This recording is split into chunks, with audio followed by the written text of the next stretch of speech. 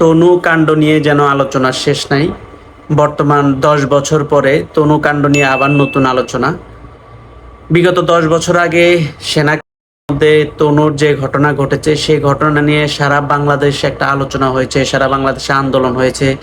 আমরাও সোশ্যাল মিডিয়ার মাধ্যমে আন্দোলন করেছি, রাজপথে আন্দোলন করেছি, যাতে এই বিচারটা প্রকাশ্যে আসুক এবং যাতে সারা বাংলার মানুষ এটা দেখুক এবং তনুর মতো যত এরকম ধরনের ঘটনা ঘটেছে সবগুলা ঘটনায় যাতে প্রকাশ্যে আসুক। তো তখনকার বিভিন্ন সময়ে বিভিন্ন রকম প্রতিবেদন আমরা দেখেছি, বিভিন্ন কথা আমরা শুনেছি।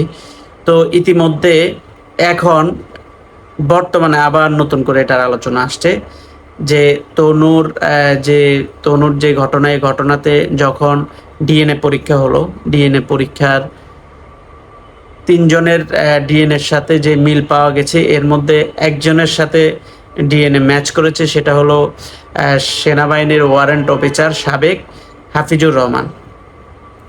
তো তাকে তার নিজ বাসা থেকে অ্যারেস্ট করা হয়েছে এবং সেখান থেকে তাকে কোর্টে নেওয়া হয়েছে। কোর্ট থেকে তাকে 3 দিনের রিমান্ড মঞ্জুর করেছে। এখন আমরা মূল কথায় আসি। বিগত দিনে আমরা কয়েকটা প্রতিবেদন দেখেছি, আবার 2বার ময়নাতদন্ত হয়েছে, এখন আবার হয়তো ময়নাতদন্ত হবে। তো যদি ওয়ারেন্ট অফিসারের সাথে যদি এটা ম্যাচ করে থাকে, তাহলে আমি বলবো যে সরকার যে উদ্যোগটা নিয়েছে শক্ত হাতে, এটা অনেক ভালো উদ্যোগ এবং এটা শক্ত হাতে সাহস করে এই উদ্যোগটা নেওয়ার জন্য আমরা সাধুবাদ জানাই।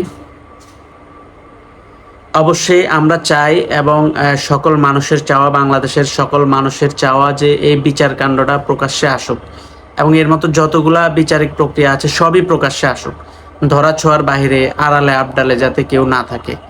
তবে এটা সত্যভাবে আসুক, সঠিকভাবে আসুক, কোনো নিরপরাধ লোক যেন এইসব বিচার কাণ্ডে মিথ্যা নাটকের বলি না হয়।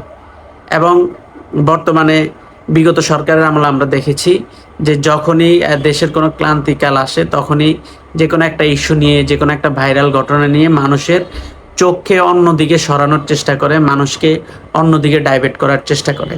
সেই চেষ্টার ফলেই আজকে এরকম পরিস্থিতি।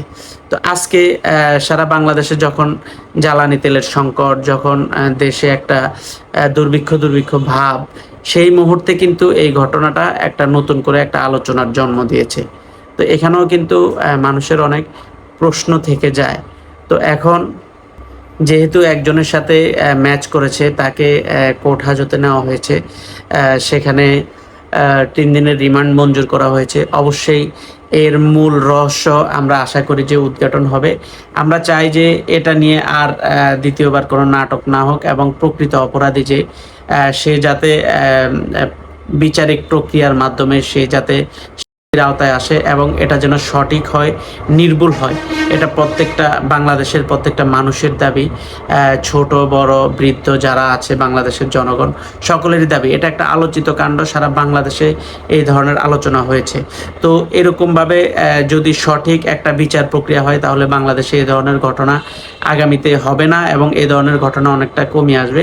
তো আমরা চাই যে সঠিকটা হোক এবং সঠিক বিচারিক প্রক্রিয়ার মাধ্যমে আওতায় আসুক।